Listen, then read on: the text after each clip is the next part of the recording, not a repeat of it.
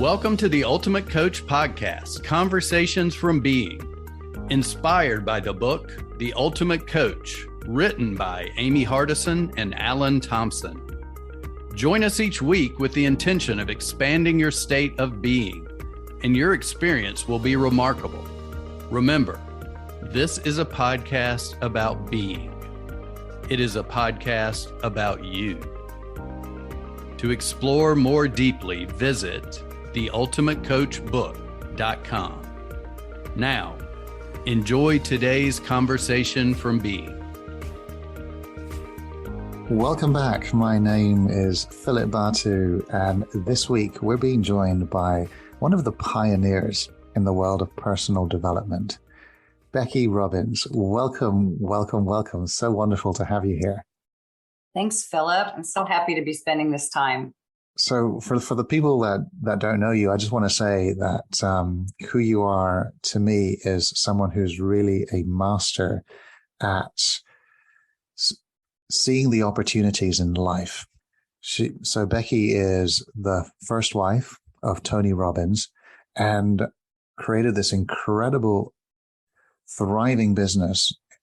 Spent 14 years building the Robbins Research International Foundation, what we know today as Tony Robbins, and had a big change in her life. And today she is a fabulous artist whose prints and originals are collected around the world. But what really got my attention was something she shared around her document and how that spoke to me, which really initiated our first conversation. So good to have you here, Becky. I'd like to just start by asking you, how did the Ultimate Coach book end up in your hands?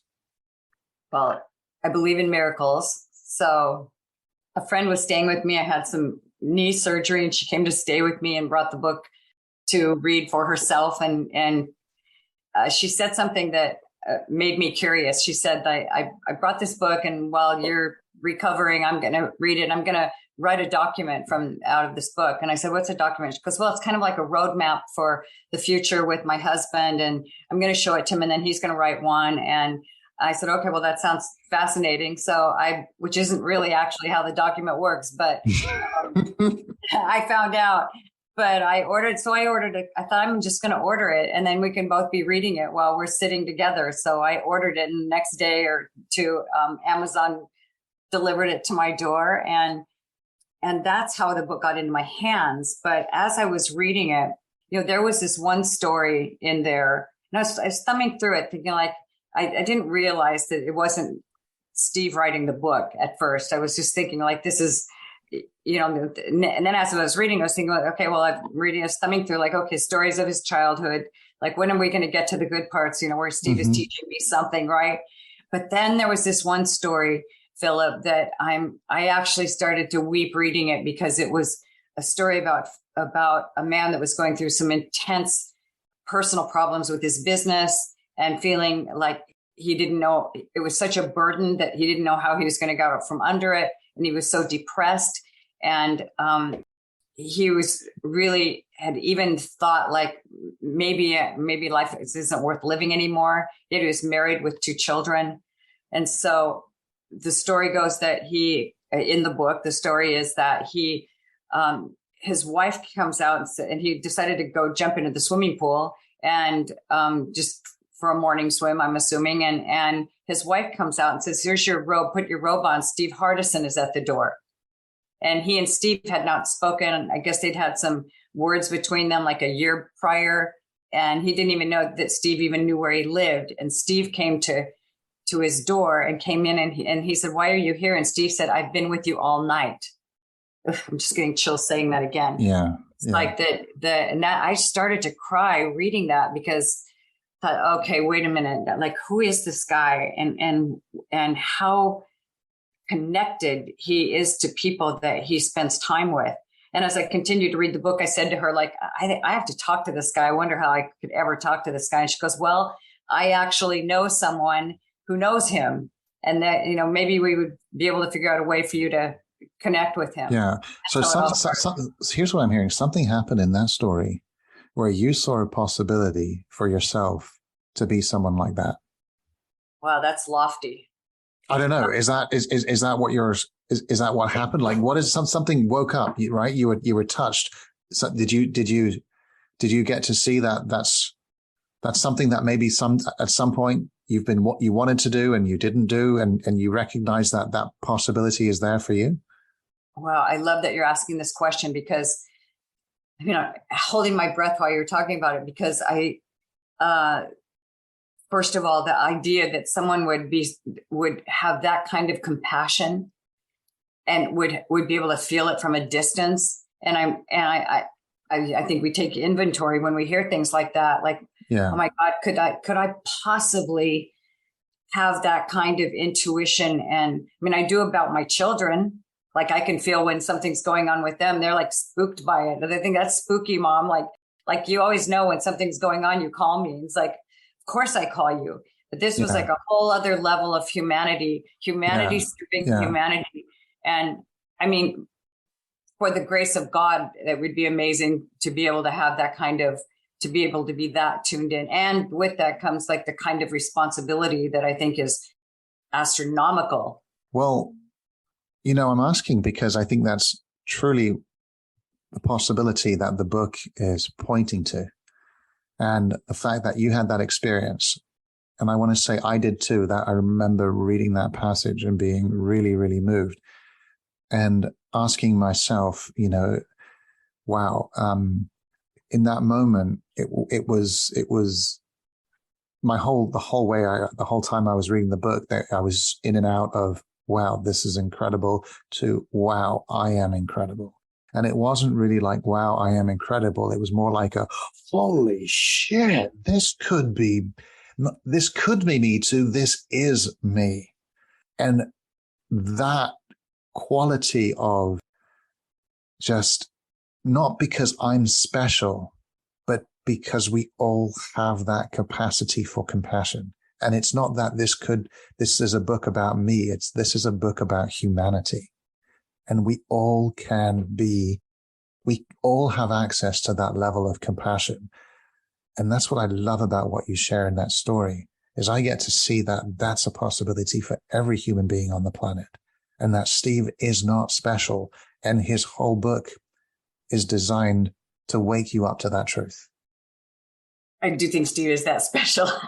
I think that I know what you're saying. Yeah, like what I want to say is, in all his specialness and all his amazingness, he is unique. Yeah. There's no one like him. But he wouldn't, from what I know of Steve, he wouldn't want you to think that he's more special than anyone else. Yeah, I agree with you. And so many things that you've said, I want to reflect on, because of course I believe that we all have a capacity. Every child born, every human on the planet has the capacity to be great, to live in greatness, and I think that it takes such a commitment to leave, like the story part, leave your stories behind, not operate out of your stories, to not use those as badges of honor or victimhood or any of that. You have to get so beyond that. So I know that when he says, read the book as if it were about you, that it took me a bit to try and understand what that meant, because it wasn't about me, it was about him in the original version, the way I originally. Oh, me too. Yeah. And then I really get that. But then if I do it in bits and pieces, like I listen to it when I'm driving, and I'll like stop it for a minute and pause it and think that it in that version, it is about me, that it is about me. When I'm at my essence, the essence of who I am. I'm not even going to say at my best, but I would say when I am deeply within the essence of myself. And I have instances of that. I mean, we all have glimpses of that greatness within us that we get now and again. For me, it would be amazing to have it be a consistent version of that. Well, it would be also kind of almost we wouldn't be humans anymore. Quite if we were consistent operating only from that. But I mean, definitely I get having more consistency to access that capacity. Yeah. I mean, I think that's what you mean as well. Like totally. And that's actually something that as human beings, we can develop ourselves to see, and it's more of an undeveloping the character that the story is. And, you know, when you talk about those moments where you just have those instances where you touch the grace, or that who you are, you recognize yourself as a miracle. Those are those moments. And, and that's the truth when you see yourself beyond the story. Right. Well, right. That's what's exactly. left. Yeah. And also, I think those moments happen in spontaneity. Like as an artist, you know, this is like, welcome to my sanctuary, by the way. I'm in my studio, which really is a sanctuary for me. And the process I go through to paint, which is a long process. It's not just standing up there and painting, but the time I get there, that's a whole nother version of what of being an artist. To get to that place, I do tap into that there's no judgment. There's not even much thought going on. It's just like living in that state of being and opening up and letting. So there's nothing in the way of just stuff coming through and being in the process of the art. Yeah. You create from a blank canvas. Yeah. Inside. Yes. Outside. Yeah, that's it. And so then your whole art is whatever wants to be expressed, and not even from you, but as you say, it's divinely sourced. So whatever divinity wants to express, that's what I see when I see your work. Yeah, thank you. So that's what I would like to, and I do sometimes, like when I'm with my daughter's little boys last weekend, and so present to that. There's no story about any, no Becky past stories, no whatever. No, I'm not capable stories or any of that kind of stuff doesn't even come up because I'm so present in the experience. I have a part of my document, which that I love, is that, and it goes like this. It says, I am that. This is the part where I appreciate this moment before it turns into a memory. I love that. Even right now with you, Philip. It's like, this is it right this minute. So appreciate this. I'm not looking at the time. I'm not thinking of anything but this very moment. These are the moments that are so creative. Becky, you have a unique document. I feel that when the fact that we're talking was really first just being very impacted by your document, the way certain things that have been described. Would you be willing to share your document here on the podcast? I would love to share my document here. Oh, I would love to hear it. So I'm going to give you the space to do that right now. I am the universe. I am that I belong here. I am one of a kind. I am made of God, and I create magic in every area of my life. My life is a temple for my soul's growth, and my heart is open wide. I am incredibly unique and incredibly beautiful. I'm a curator of epiphanies, a master of curiosity, and an expert at reciprocity. I'm divinely intuitive, inspiring, and present with everyone. I am capable and confident and brilliant, and I accomplish the improbable and the impossible with ease. I am that the universe inspires greatness within me. I am an intrepid explorer of life and the beneficiary of the majesty of my creator. I'm a force of nature, and my imagination leaves footsteps for others in my wake. I'm here bearing witness to and shining in and as the glory of God.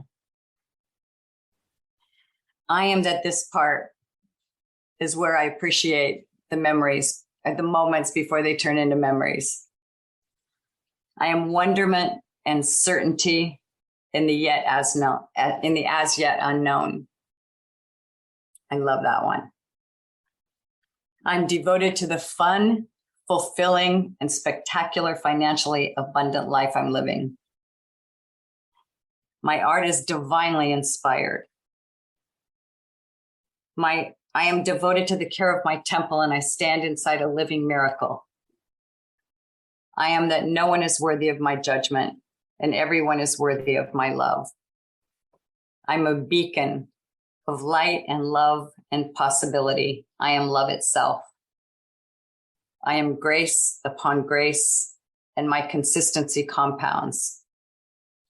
I am that the divine intelligence and purest love has created my true beloved, including the timing of our union. I am a lightning bolt for miracles. This is who I am. So good. Thank you so much for sharing that. You are that, Becky. Thank you. Thank you for that opportunity to do that. Yeah, well, I'm moved by your share, and a couple of things are really speaking to me that I want to explore with you. One of the things I heard you say is, I accomplish the improbable and the impossible with ease. How has that, in your document, what has that given you access to in your day-to-day life? You know what's so fun about the document is that it's woven into my life so many contexts. So, for example, I will weave them in like I am about the fun and fulfilling aspect of creating abundance because I am capable and confident and I accomplish the improbable. Or I step up to my easel and it's a whiteboard and there's not room for error there. I mean, I have to completely focus. It's oil paint. So, and I, for some strange reason, unknown to me as yet unknown to me, I'm still in the wonderment of why I come up with like images that this one wants to be painted and it's so complex. It's crazy. I don't know how I'm going to do it. And then the realization that I'm capable and I'm confident and I'm brilliant and I accomplish the improbable and impossible. So I'm going to do it. I can do it. Yeah. Yeah. I mean, I can totally see that in your art. Yeah. It's so fun to weave these things in and out, or I get into a place. I'm reading a book these days called Freedom Transmissions. And one of the things, there's a new chapter in there. It's a channeled book about Yeshua. And I was just hearing this yesterday about belonging because the way that the phrase about I belong here got into my document is because in my past, I felt like all my stories, you go through your stories and then all of that, the process of creating your document, which is in the book of being the ultimate coach. And then you figure out like, how did the stories are all in there. I'm pointing over here because it was like the warehouse of all my stories and I'm going to end up burning down.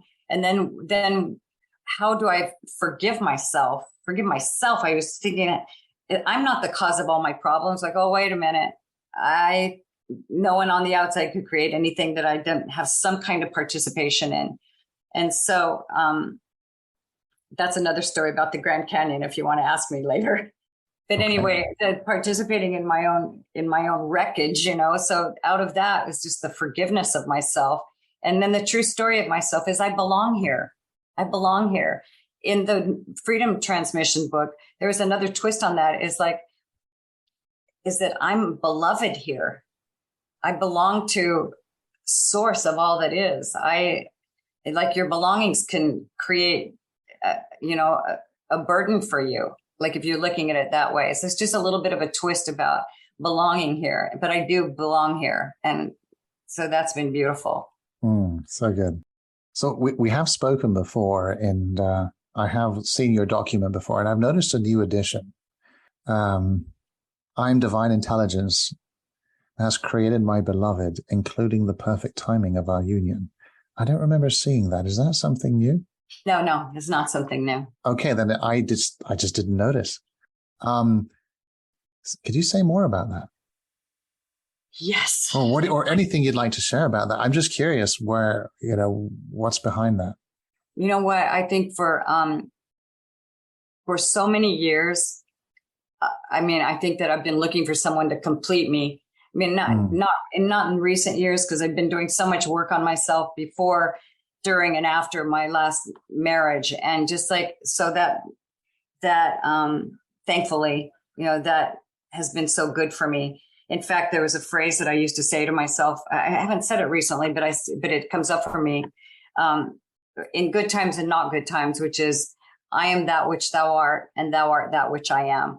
And so I feel like I'm coming to the table now in the idea of being in a committed relationship with a beloved, which would be a whole different version of what's ever happened before. Because I don't feel empty. I don't feel like, oh my God, if I don't ever meet someone, like I'm having this feeling like someone, that someone's out there looking for me, like that. Yeah. We've both gone through divorces, and since then I have remarried, and I remember my mum asking me one day, what's different? What's different this time? And I said, well, there's only really one thing that's different, is I know I'm whole and complete if this marriage breaks down. And I didn't know that in the first marriage. And then, like you say, that I had a lot of, in my first marriage, the reason why I got married was to feel whole and complete. And so I love that you bring that up, because if you had asked me, I wouldn't have been able to see it. And today, that's it. It's like nothing can take away that wholeness and completeness and the knowing. And what I'm hearing in this creation that you're creating is you want to create a relationship from that place with someone who can meet you in that place, who themselves are in that place. Yeah. You're making me think of something, Philip, is that going into that marriage, definitely not who I am today. But what that did, though, was have me strive hard to learn and accomplish. And I did. I accomplished a lot, like helped to co-create a global empire. Yeah. What was it? Was it willpower? I think it was everything. It was trying to prove myself, trying to be worthy, trying to be noticed, trying to be appreciated. And I love learning. So there was a whole aspect of learning, because in the beginning days, there was an incident where the sound system wasn't working, and we were out, and it was just only like, maybe there were 40 people there, and we were out in a remote area, and we had promoters then, and the promoters had left the site for a little while, and the sound system was crackling and frustrating, and he was at the front of the room and I was at the back of the room, and I was the one who did everything. It was the two of us only. So he was speaking. And you're speaking about Tony Robbins, yeah? I am. He was at the beginning. And I can totally get it why you'd be so, right now, if we were having sound problems, we'd be frustrated. But if there's nobody to fix it, and there are 40 people sitting there staring at you, but I'm sitting at the back at a table, and like a little picnic table. And back in the day, we had like the boombox kind of thing, that you carry around, that big thing. And I had like a little valise full of cassette tapes. So you can tell it was like during the old days, like cassette tapes. And I would put one in and put headphones on and rewind it to where he wanted me to play it again. And it was he would point at me, and that was the time for me to play the music. And it was a 2-man show. And he got so frustrated in the middle of it, and he came storming down the aisle, and he leaned over the table at me and screamed at me in expletives, which I won't say here. But he said, I want you to fix this sound system right now. And I said, Tony, I'm sorry, but I don't know sound systems and the people are, and he said, listen to me, my job is from the front of the room, and your job is effing everything else. You got that? And I was like, he's 6'7" and this big guy. And I said, okay. But I said to myself then, okay, I got it. And that was it for me. I was like, my job is everything else. So it was kind of like wow. In my anger, I said, okay, I'll show you, I'll do everything else and I'll be amazing at every other thing. So I did do everything else. And so I learned so much from that. And I want to get to the second part of your question. And that's the relationship thing. Because I come to the table I already know who I am. I already know what I'm capable of. I already accomplished all of those kinds of things. Now it's about the soul, now it's about who I bring a lot to the table now of like who I've become and the certainty I have in myself. And the beauty of my document is its truth about me. It's like I am a nurturer of humanity. I am all that came from all that time. And since then, I've had many years now of being single and being, having my own, developing my art and all of these things. So I am ready. I'm ready. I think I'm ready for something. And amazing. There's so much power to just claim that and own that. I want to acknowledge you and also the courage it takes to just speak the way you do. And you really occur to me as someone who's just so bold, vulnerable, authentic, and doesn't hold back. And that's so refreshing and so beautiful just to be here in your presence and witnessing that. Oh, thank you. It's been a journey. Wow, gosh. We're not our stories. We're not our stories. You have a remarkable story and a remarkable life, and that's also something to really appreciate and accept for what it is. Yeah. That leads me into the Grand Canyon. Yes, I want to hear that. Yeah. So it was a group of Hollywood people, all fancy people. Mm-hmm. And there were like 10 of us or something, maybe more. And we all went to, it was, July at the Grand Canyon. We all hiked down in the 120-degree temperature and it's like crazy. And everybody's having to carry and schlep all their own stuff. And usually everybody has all their assistants and everything. Of course, it was just the group. So we get to the bottom and now we're having to repackage all of our luggage and everybody's cranky and grouchy and it's hot and, and all of that. And now it's time for the guides to tell us the rules of the river. And we're on the Grand Canyon where there are all these rapids and like serious rapids, like the highest level of, so you could get killed on those rapids. So they want us to take it seriously, what they're saying. And so they're telling us all the things about when we get to the campsites and all that kind of stuff. And then they said, okay, here's the most important thing. So as we're going through all these rapids and places on the river, there's a high probability that you're going to fall out of the boat. If you do fall out of the boat, you need to make your way to the side somehow and get out of the river and come and meet us way downstream for wherever we can stop and pick you up. In other words, you need to participate in your own rescue. I was like, yeah, what a relevant thing to say. Yeah. I've used that in my life so many times. You must participate in your own rescue. It's like radical self-responsibility, radical self-rescue. Which creates radical self-respect. Yeah, and self-reliance. No one is going to save you. There was another passage in that book, that one sentence, it just jumped at me. All I remember was Steve saying this to someone: no one is going to save you. You have to save yourself. I really heard that. Because it hurts to hear it at first. Yeah. Yeah. It actually, it feels almost like you don't want to hear that. Well, like you're being abandoned. Yeah. Yeah. That's it. It does. Like you have a baby and you're definitely, that baby is being cared for in every way right now. Yeah, that's true. We grew with that. I mean, we started out that way. And then to have to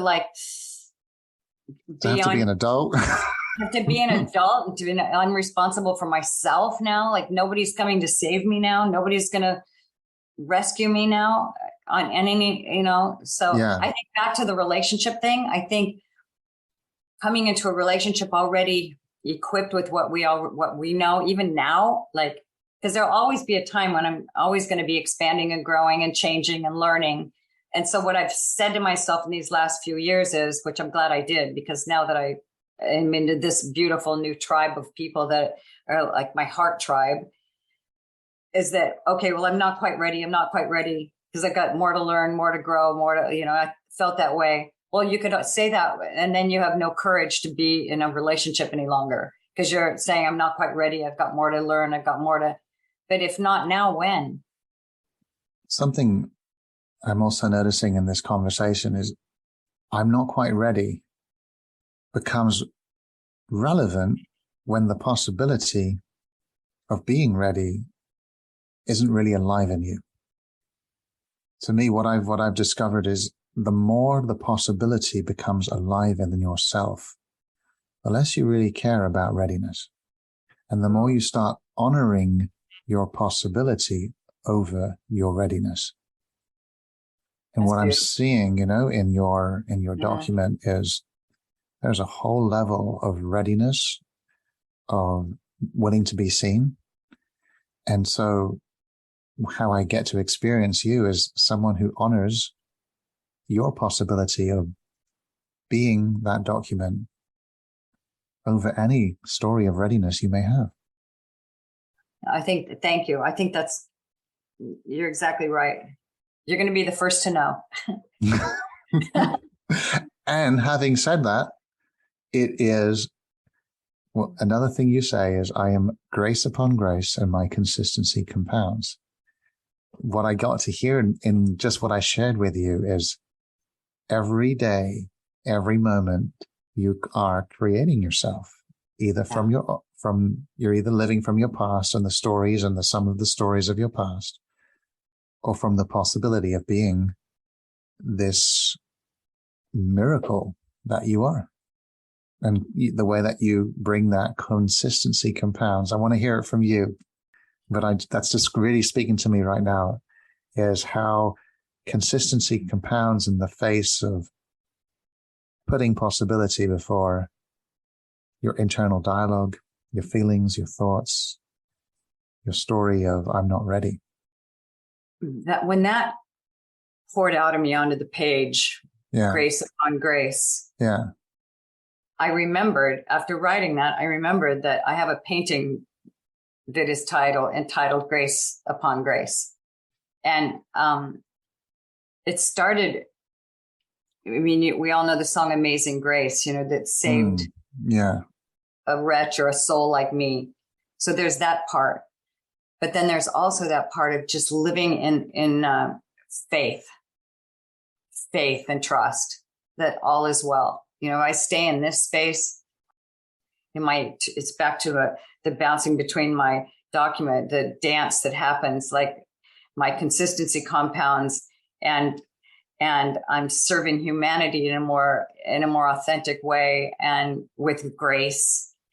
Also, I know when you're doing investing, you invest like a penny a day, and it's like that whole formula. Like the compound interest. Yes, the compound interest. I mean, if you don't tamper with the grace you've created and you keep creating it in a positive way, it's going to explode into some miraculous thing that is as yet unknown. It's the wonderment and certainty and the as yet unknown. Yeah. So built into my document has become it's like one thing supports the other, and they just keep dancing with each other. If I'm listening to it every morning, every night, and during the day, something will come up that they weave together in a whole different new tapestry. It's so beautiful. So amazing. Thank you for bringing that up. I'm taking this on. I'm going to integrate this in my document, and the place for me where I want consistency to compound is integrity. Yes. So I want my integrity upon integrity, that I am integrity upon integrity, and my consistency around integrity compounds. That's really where I want to build my muscles. I love that. I want to tell you one other thing Steve told me. Yeah. This is like my last session, or you know what? He called and told me this. He said, you know what? Because I think he'd heard me say somewhere to someone that like an up, like a spiral upward, you can spiral. The consistency can go both directions. It can go forward and it can go downward. If you consistently don't, right? If you consistently don't exercise, eat wrong, those kinds of things. Absolutely. Or whatever. And he said to me, Becky, here's the thing. He said, like, it could take you, all in all, it could take you a year, 2 years to build a house, this positive version of consistency, but it could take an hour to burn it down.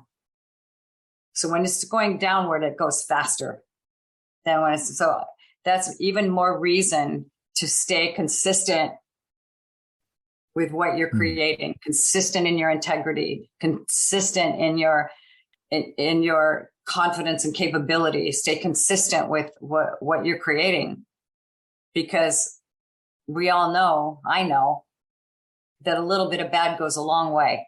Mm-hmm. Now with me, like, I don't tolerate it well, because I know I'm creating all the time. So something starts to go sideways, it's up to me to stop it right then and there and be, all right. It's just like all the stories of the things that we all have stories. But I was just got off of another Zoom call with a bunch of women that I went to Italy with last year. And I was just noticing how somebody gets on a negative subject and everybody wants to get involved in the negative subject. It's like, whoa. This picked up speed so quickly. Like, let's like, it's a human condition. Yeah. If we're not aware of that, we tend to love to sensationalize stories, don't we? Like as human beings generally, and it requires a level of do that when it feels so awful. Oh, we're just not aware. Like we just don't know better. It's not really that where we just haven't been trained and haven't developed ourselves as a species to be able to recognize the spiralness. And it's just what you're saying, how in 1 hour you can bring yourself down. And it's, to me, that's actually what your share is really one of the biggest blind spots humanity's facing today. And so you're really speaking to something that is so true for the collective, and the possibility that we can be as a species is people who can bring that awareness and who can spiral upwards.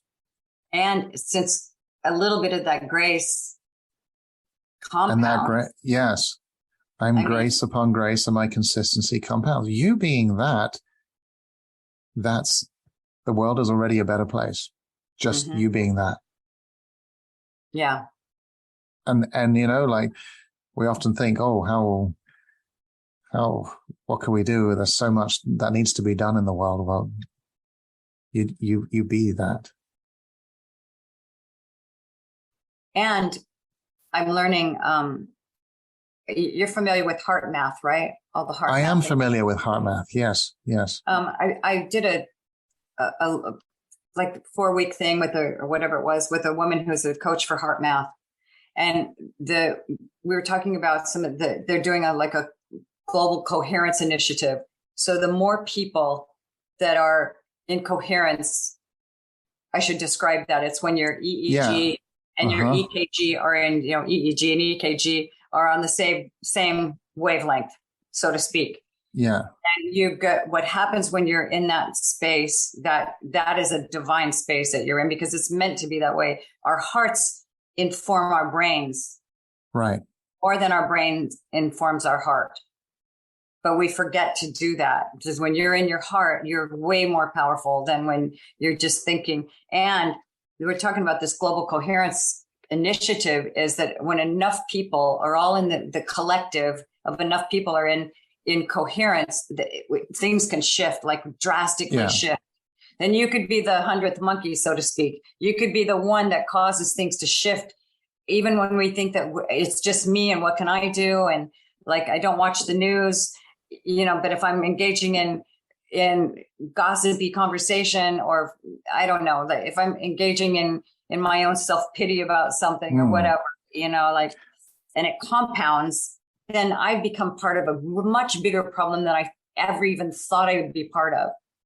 Or I could be a much bigger solution than I would ever even give myself credit for, when I'm thinking like, well, I'm only one person. It's back to the Margaret Mead quote about generalizing her. Yeah. It's like, when one person can change the world. And that Margaret Thatcher. She said Margaret Thatcher said it, or Margaret Mead. Or Margaret Mead. I remember it's never underestimate the power of a small group of committed people. That's right. I think it's Margaret Mead. Margaret Mead, yes. Something like that alone can change the world. It's the only thing that ever has. And Yeah. Well, so here we have our marching orders. Yeah. And what's so important is to have, people that can help you, right? When you spiral, because we do spiral. And so, having people in your life. This morning I woke up and I was spiraling down, Becky. I had this all of a sudden this hit of insecurity. And on Wednesday, I'm preparing for a seminar. And for some reason, my brain kicked in, exactly what you were saying. Like that was me this morning. And all of a sudden I had a story saying that in order to prepare, I need to prepare handouts. No, I've never prepared handouts for a seminar, but I was noticing that I just made that story. And so all of a sudden I was looking at my whole weekend, being absorbed by all the handouts I have to do and then print them and bind them. And as I was noticing that, I was in spiral, right? I could just feel in my body, something was out of integrity, because if your heart and your head are not in alignment, it's a way to notice I'm out of integrity. I made one phone call, and I have a dear friend called Rich Habits, who's also been a guest here on the show. And I just said, Rich, I just need 5 minutes of your time. Hear me out. Here's what I'm going through. And he just said what I needed to hear. And, I had forgotten that all I need to know is that I'll know what to do when I need to know what to do, in the moment I need to know what to do. And the whole weight just came off. I went back into my heart, and I recognized that everything I need for that seminar is already here within me. And all I need is a white canvas, because that is exciting. That is fresh. And I can create from what is in the room and what's needed now. And that's all I need to know. I love that. Yet I went through that whole experience. And that was just this morning. So the importance of having people in your life that you can reach out to and get that kind of support is just incredible. It is. And especially if people are on the same page, of having learned what they've learned to get to this place of, I've never met a group of people like this before. And I've met a lot of people. And this is a really unusual. Oh, it's incredibly extraordinary. And also I feel like, even though I haven't known you very long, we're just oh, there's an ease. There's a way that we see the world. There's a language we speak there, but more importantly, there's something in our hearts where we just feel seen. Yeah. And it's trustworthy. This is a trustworthy gathering.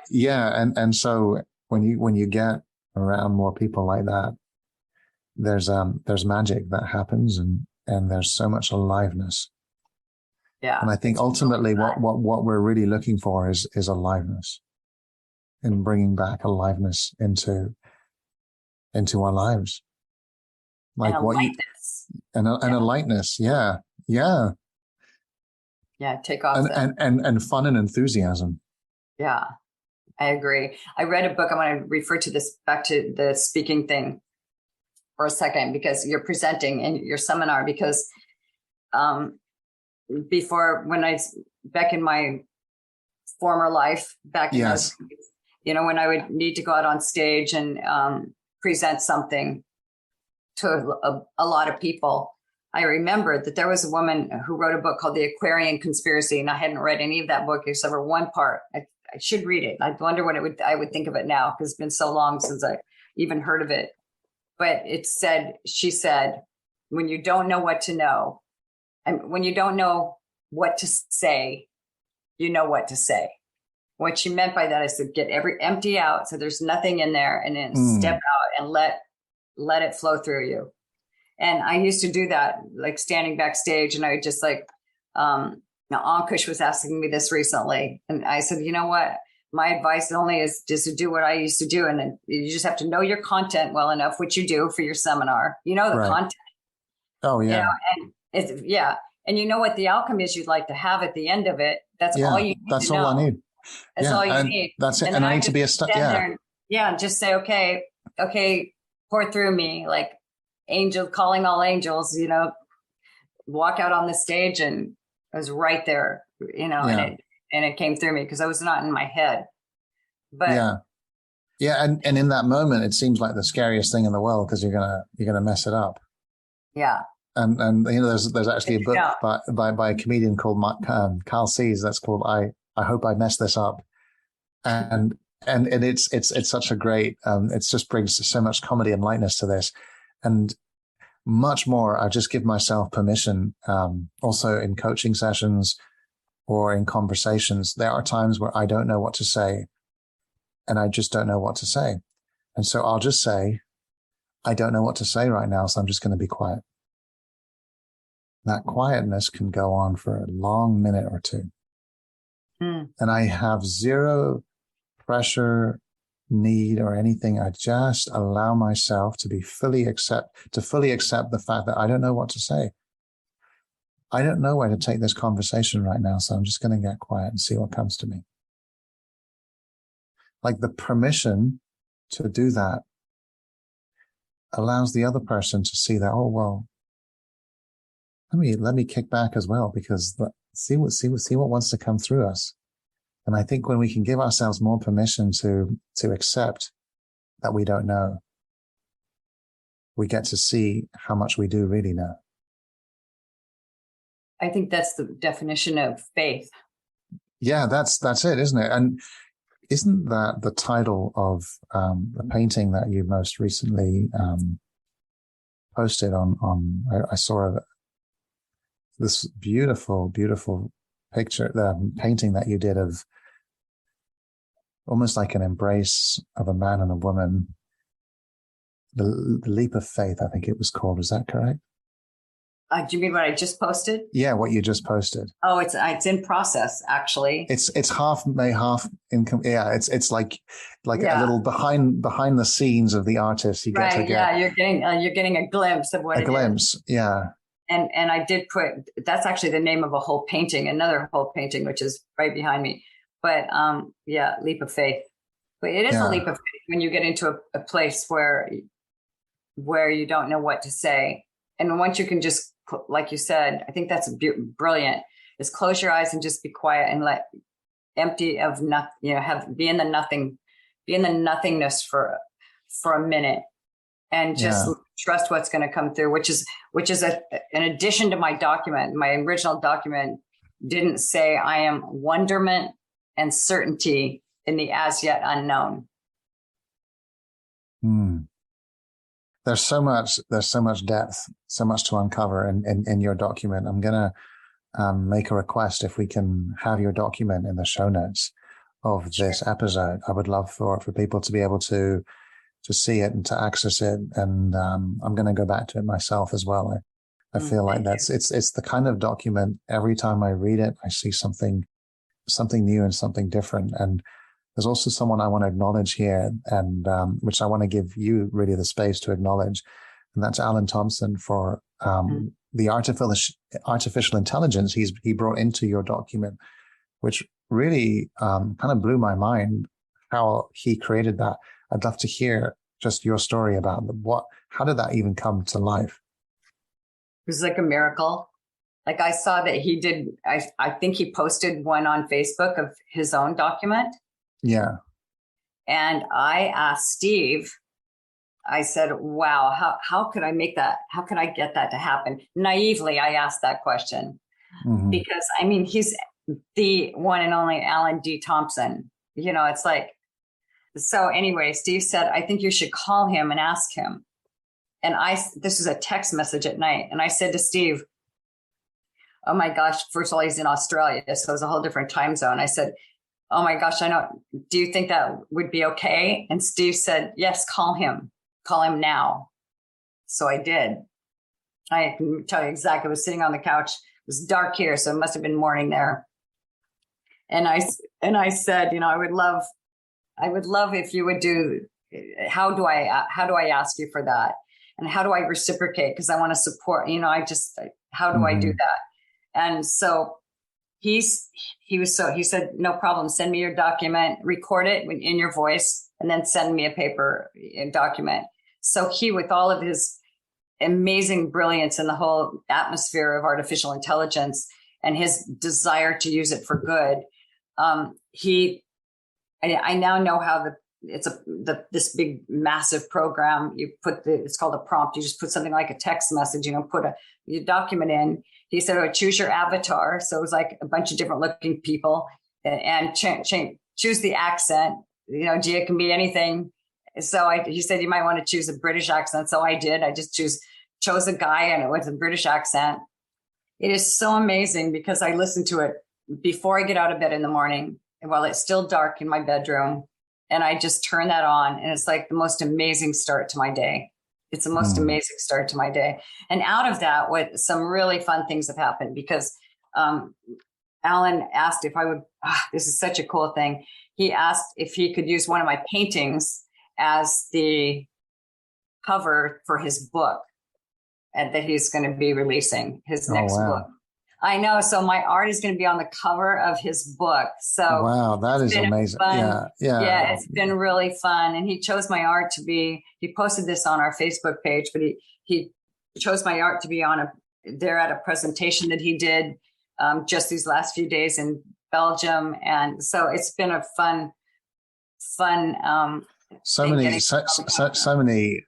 amazing miracles that are just happening through.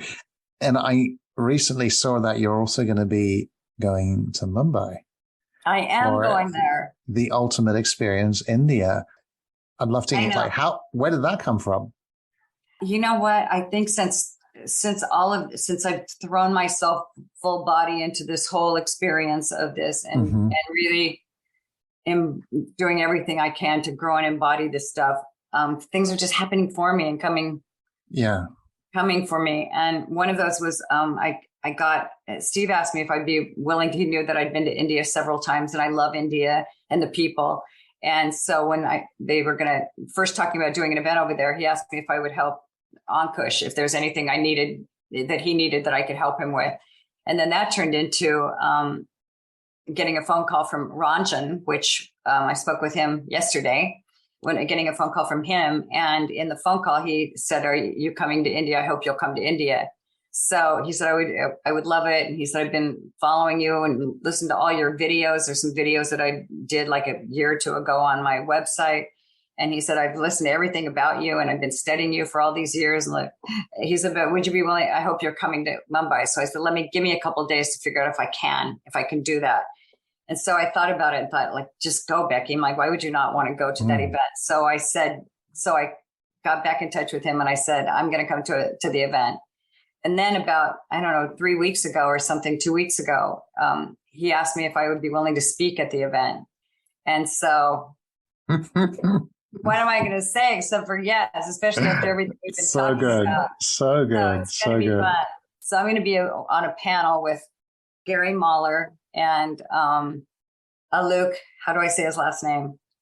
Oh, yes. I actually, I know who you're speaking at, and I don't know how to, I can't tell you from memory either, but I have a picture of who that is. Yes. Yes. Please put it in the show notes. I feel bad that I can't say it right this minute. I can't go check my phone. That's okay. Anyway, but we are all going to be on a panel, and Ranjan's going to moderate the panel. He just told me this last night. So he's going to be asking us some questions. Oh, great. It'll be really fun. Regrettably, I will not be at that event, but I would love to. I would love to be there, of course, and I will, look forward to watching the recording of that. And if it's live stream, then that would also be a great way. So maybe for more people who can find out about that event, what would be the best way if people listening to this podcast? How could they know more about the Ultimate Experience in India? On the Facebook page for the Ultimate Coach Facebook page, all the details have been theultimatecoach.com and the Ultimate Coach Facebook page. Yes. And also, how can people find out more about you, Becky? Your website is beckyrobbins.com. Yep, that's it. And I'm on Instagram. The videos on Instagram. What's your Instagram account? My Instagram is Everything Becky. Everything Becky. Okay, we're putting those in the show notes as well. Thank you. And is there anything you would like to say or add before we complete our conversation today? Wow, it's just been so fun to be with you and talk with you and feel like we're expanding consciousness and love and grace in the world, all of us together, because it takes a tribe. And I'm just grateful to be part of this amazing tribe of people. And love that. Yeah, I love that. Thank you for saying, and I'm so grateful for you, for the way that you're expanding, for the way that you are embodying that leap of faith, for the way that you showed up today, every day, and what I'm really taking with me is this consistency that you bring in, this compound consistency, and what a gift. I'm really taking that on and feel that my being has expanded from that distinction and from this conversation. Thank you. And to our listeners, if you too feel there's something that in you has expanded, shifted, opened up, we would love to hear from you. Connect with us. You can write to either of us through Facebook, and we always love to hear from our listeners. And thank you so much for being with us during this conversation. And I look forward to the next one. Becky, it has been a delight. Thank you so much. Thank you, Philip. I appreciate you. Talk to you soon. Talk to you soon. Bye-bye. Thank you for listening. If you know someone who would benefit from today's conversation, please share this podcast with them. Also, we invite you to visit theultimatecoachbook.com so you can continue your personal exploration of being. There you will find links to join our wonderful community, get your own copy of the Ultimate Coach book, and more. Simply go now to www.theultimatecoachbook.com. That's www.theultimatecoachbook.com. The link is also available in the show notes. We appreciate your support. Be blessed. Be you.